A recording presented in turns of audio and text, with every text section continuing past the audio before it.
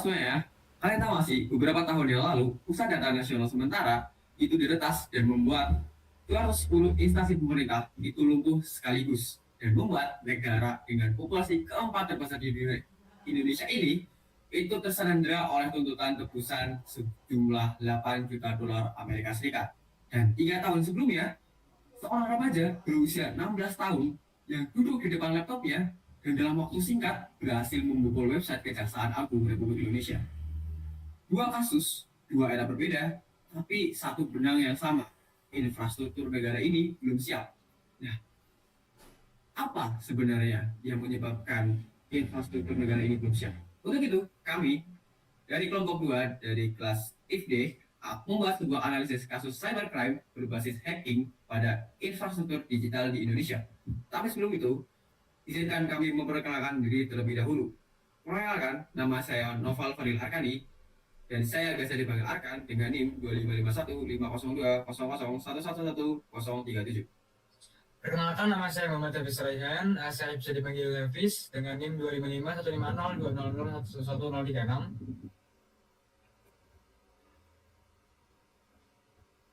Perkenalkan, aku Dika Bersian, NIM 255150200111040. Dan perkenalkan, nama saya Yerial Denisius Swenson dengan NIM 25515502000111039. Perkenalkan, nama saya Hafiz Adlia Syahadat, biasa dipanggil Hafiz, dengan NIM 255152001111038. Oke, next. Oke, untuk latar belakang mengapa kita memilih topik ini sebagai penelitian kami. Jadi, akselerasi digital ini berlaku pada akselerasi digital dan juga ancaman cyber, di mana digitalisasi layanan publik di Indonesia itu terus meningkat selama 1 dekade terakhir. Namun, peningkatan ini juga memberikan ancaman yang tumbuh secara paralel dan juga secara cepat. Terlihat bahwa data dari BSSN tahun 2024 sejumlah 514.508 banyaknya serangan ransomware di Indonesia. Dan di tahun yang sama juga sejumlah 26.771.610 data serangan phishing. Nah, ini membuat kita sadar bahwa realitas keamanan siber nasional itu berada di posisi yang kritis. Indonesia ini tercatat sebagai salah satu negara dengan skor keamanan cyber yang terendah di antara negara-negara G20 yang lain, dengan skor sebanyak 38,96 dari 100. Sudah sekali, bukan? Nah, ini itu dipicu oleh infrastruktur yang sebagai honeypot, di mana para peretas ini itu menilai bahwa infrastruktur digital milik negara itu adalah target yang paling strategis dibandingkan target-target yang lain. Nah, dua insiden yang kami lihat sebagai insiden yang sangat menarik adalah insiden peretasan website Kejaksaan Agung RI tahun 2021 dan juga serangan ransomware PDNS tahun 2024. Nah, untuk peretasan website Kejaksaan Agung RI ini itu dilakukan oleh peretas berusia 16 tahun dengan modus merubah tampilan menjadi hack dan juga pencurian data yang kemudian yang sejumlah 3 juta data pribadi tersebut dijual ke forum peretas. Kemudian untuk serangan ransomware ini, Pusat Data Nasional itu dienkripsi secara total sehingga para developer itu kebingungan. Nah, ini juga membuat sejumlah 210 instansi pemerintah pusat itu lumpuh layanannya dan juga termasuk juga imigrasi di 5 bandara. Nah, ini juga membuat kita itu diancam sejumlah 8 juta dolar Amerika Serikat oleh penyerangnya. Namun pemerintah itu menolak membayar.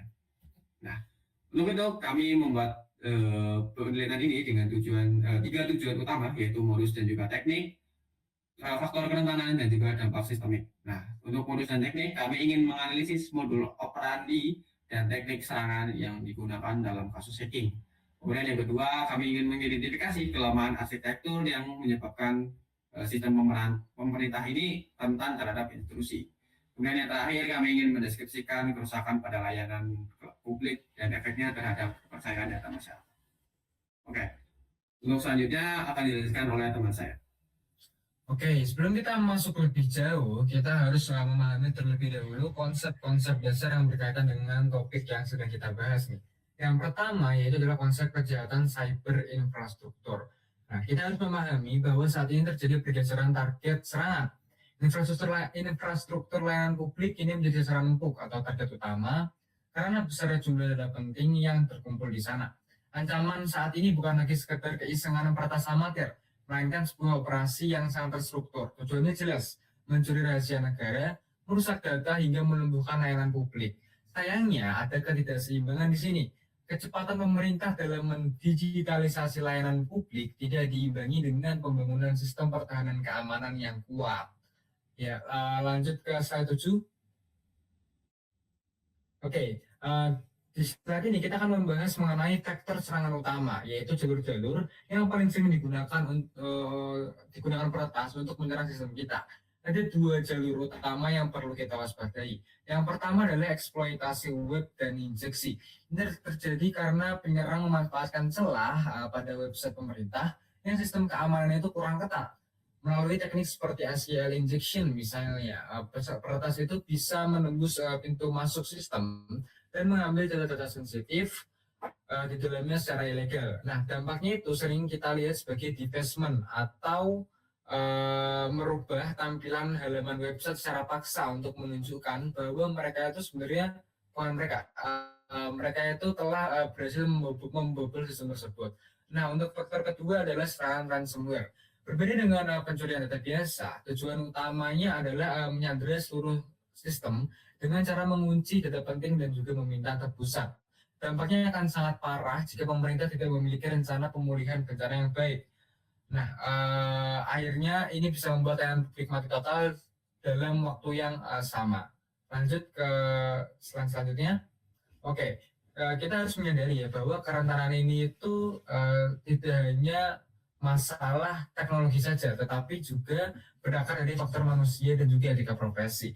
Nah, secara teknis sering terjadi kelalaian dalam pembaruan sistem. Banyak arsitektur legacy atau arsitektur turunan atau sistem lama yang sudah ketinggalan zaman tetap dibiarkan beroperasi tanpa pernah ditutup celah keamanannya atau dilakukan pembaruan atau perbaikan secara rutin. Nah, secara administratif, masalah yang sering muncul adalah pengaturan akses yang terlalu longgar. Ibarat sebuah gedung nih, misalnya ya, terlalu banyak orang yang diberi kunci masuk, itu resikonya akan sangat lebih tinggi. Nah, selain itu, ketiadaan audit atau pengecekan keamanan secara berkala merupakan bentuk pelanggaran tanggung jawab etika profesi di bidang IT ini. Tanpa audit yang rutin, kita tidak akan pernah tahu seberapa rapuh sistem kita, sampai akhirnya benar-benar terjadi pembobolan. Kita lanjut ke slide selanjutnya. Oke, semua temuan literatur ini kami rangkum menjadi sebuah akumulasi kerentanan sistemik. Artinya, kerentanan ini bukan hanya suatu masalah kecil saja, melainkan tumpukan dari berbagai kelemahan yang saling berkaitan. Kita dilihat dalam PowerPoint, di sana ada yang paling atas adalah arsitektur legacy atau tadi sistem turunan atau sistem lama yang udah ketinggalan zaman, tetapi tidak dilakukan perbaikan, tidak dilakukan evaluasi kembali, itu ditambah dengan firewall konvensional bisa menjadi single point of failure atau titik kelemahan fatal yang kalau diserang itu bisa meruntuhkan seluruh ekosistem layanan publik secara sekaligus. Nah, bisa dilihat ya dari PPT ya, misalnya ini dimulai dari penggunaan arsitektur legacy awalnya yang sudah tidak mampu menahan serangan modern hingga penggunaan tembok keamanan atau firewall konvensional itu sampai ke kemampuan yang mentok atau kemampuan itu terbatas lah. Nah, firewall model lama ini sering gagal membedakan nih mana pengguna biasa dan mana serangan yang sedang menyamar masuk ke jaringan. Puncaknya dari ketiadaan sistem cadangan atau backup yang terpisah dengan aman menciptakan apa yang disebut sebagai single point of failure tadi, yaitu titik kelemahan fatal yang kalau diserang bisa menunjukkan seluruh ekosistem secara sekaligus. Bisa lanjut ke slide selanjutnya. Nah, berdasarkan landasan teori tadi, kami menyusun dua hipotesis penelitian sebagai dugaan awal kami. Hipotesis pertama berfokus pada peretasan web. Kami menduga bahwa penggunaan arsitektur legacy yang sistemnya sudah lemah, ditambah gagalnya tembok keamanan dalam menyaring serangan atau firewall tadi, secara langsung menyebabkan pencurian data massal dan defacement. Pola inilah yang kami temukan pada kasus Kejaksaan Agung RI yang tadi telah dibahas. Nah, yang kedua yaitu adalah hipotesis berkaitan dengan kelumpuhan layanan. Kami menduga bahwa manajemen akses yang buruk dan ketiadaan sistem cadangan yang aman akan mengakibatkan kelumpuhan layanan secara total saat terjadi serangan. Pola ini sangat terlihat pada tragedi PDNS atau Pusat Data Nasional Sementara. Kedua hipotesis ini yang akan kami uji lebih mendalam untuk menjadi dasar penelitian kita ke depannya. Itu aja mungkin buat tinjauan pustaka. Selanjutnya bisa dilanjutkan oleh teman saya. Selanjutnya ada metodologi kajian. Yang pertama itu adalah jenis pendekatan penelitian kami.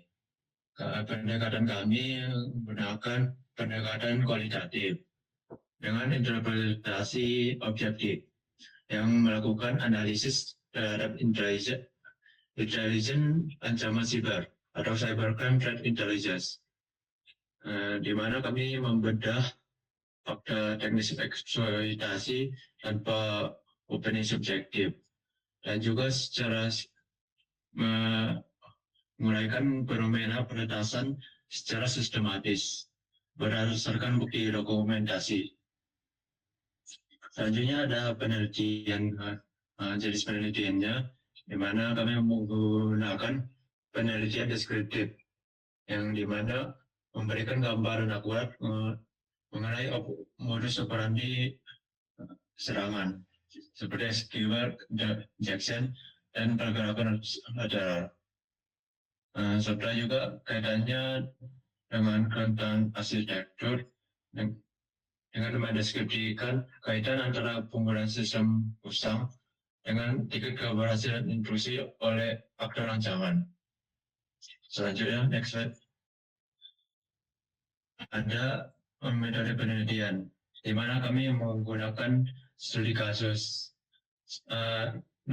Kami mempunyai 2 studi kasus, yaitu kasus peretasan website Kejaksaan Agung RI pada tahun 2021, dan yang kedua serangan ransomware pada Pusat Data Nasional Sementara pada tahun 2024. Ada juga 2 faktor yang kami analisis juga, yaitu faktor teknis, yang dimana sistemnya itu terpatch, validasi lemah, dan tidak ada backup jika terjadi masalah. Juga ada faktor administratif, di mana akses loginnya itu longgar, mudah diakses, kelalaian terhadap admin, dan juga etika profesi yang kurang. Next slide. Selanjutnya adalah teknik pengumpulan sama analisis data. Yang pertama, kami melakukan studi kasus, studi pustaka, di mana kami menghimpun laporan kronologinya, mulai pada insiden peretasan infrastruktur digital pemerintah pada tahun 2001 sampai 2024, dan juga berita yang terkait, serta literatur kerentanan web ataupun ransomware. Lalu kami melakukan reduksi data, di mana kami menyaring fakta teknis spesifik terkait sistemnya yang tidak diperbarui atau unpatched vulnerabilities. Dan yang ketiga, kami melakukan kategorisasi terhadap data yang telah direduksi, di mana kami memetakan temuannya ke dalam jenis serangan eksploitasi web dan kelumpuhan layanan. Dan yang terakhir adalah kami melakukan implementasi ataupun menganalisis hubungan antara interaksi lemah dengan dampak pada layanan publik. Begitulah untuk bab 3-nya. Selanjutnya akan dijelaskan oleh kawanku. Kemudian berikut saya akan menjelaskan gambaran umum temuan kami. Berdasarkan serangan cyber dari infrastruktur digital pemerintah tadi, vektor pertama itu eksploitasi injeksi web, yaitu menargetkan kerahasiaan dan integritas data melalui celah aplikasi ruang. Dan di vektor kedua, enkripsi ransomware. menargetkan ketersediaan layanan secara total melalui ketiadaan segmentasi. Kemudian dari kedua insiden ini bukan sekedar anomali tunggal, melainkan merepresentasikan pola ancaman cyber yang sistemik dan berulang di Indonesia. Next. Terkait tentang anatomi peretasan Kejaksaan Agung tahun 2021, kerentanan awalnya adalah sistem berbasis arsitektur legasi, sehingga antarmuka web memiliki validasi input yang sangat lemah. Bagaimana caranya adalah dengan eksploitasi SQL injection. Peretas memanipulasi query basis data melampaui autentikasi tanpa memicu alarm dari firewall konvensional. Sehingga hak akses dan dampaknya adalah penyerang meraih akses tulis, terjadi kerusakan tampilan atau defacement, dan pencurian 3 juta data pribadi. Next. Dan berikutnya adalah anatomi serangan ransomware PDNS 2024. Dikarenakan absennya segmentasi jaringan atau network segmentation mengizinkan penyebaran perangkat lunak enkripsi ke seluruh ekosistem. Dengan ketiadaan sistem pencadangan backup yang terdesentralisasi menghilangkan daya tawar institusi. Sehingga dampak finansial dan teknisnya adalah 210 instansi lumpuh total secara bersamaan. Penyerang menyandra sistem dengan tuntutan tebusan jutaan dolar. Next. Berikut adalah matriks perbandingan pola kerentanan.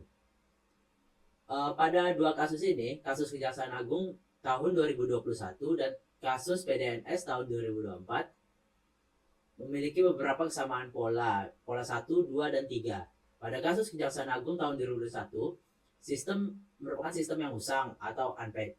Dan kemudian manajemen akses admin longgar dan absensi deteksi anomali mutakhir. Kemudian pada kasus PDNS tahun 2024, ketiadaan sistem pemulihan. Dan kemudian pada pola kedua, kerentanannya adalah tidak ada segmentasi jaringan, dan selanjutnya adalah keterlambatan respon pemulihan. Beberapa penyebab ini adalah penyebab kenapa dua instansi ini mendapatkan serangan cyber.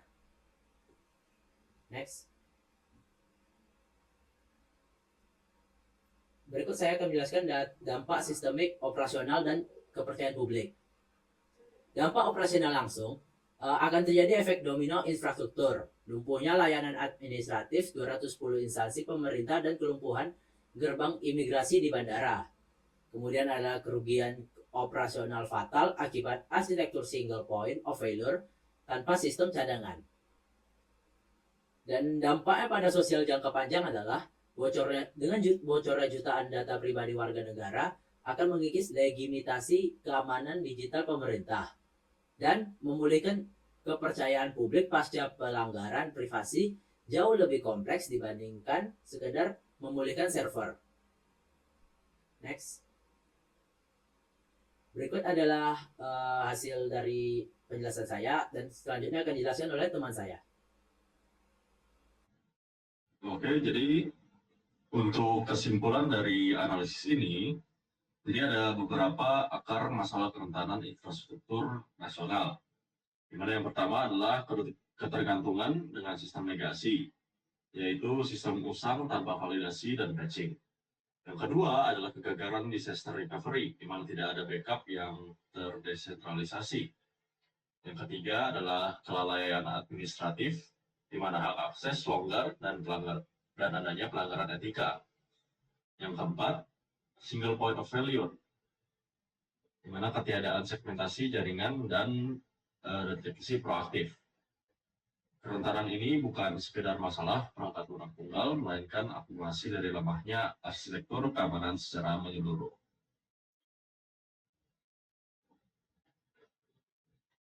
Dari situ kita bisa membuat sebuah saran akademis yang dapat kita sarankan. Jadi untuk memitigasi ancaman sistem infrastruktur publik, yang pertama kita harus memodernisasi arsitektur, di mana kita harus memprioritaskan pembaruan legasi sistem, memperketat validasi input aplikasi web, dan melakukan uji penetrasi berkala secara ketat. Selanjutnya, disaster recovery, di mana kita harus merancang arsitektur pemulihan bencana holistik dengan pencadangan data yang tereskripsi dan terisolasi dari jaringan utama. Yang terakhir adalah deteksi proaktif dan etika. Kita harus menerapkan visibilitas, anomali, akses melampaui firewall konvensional, serta tegakkan disiplin manajemen akses admin. Baik, sekian dari kelompok kami. Terima kasih.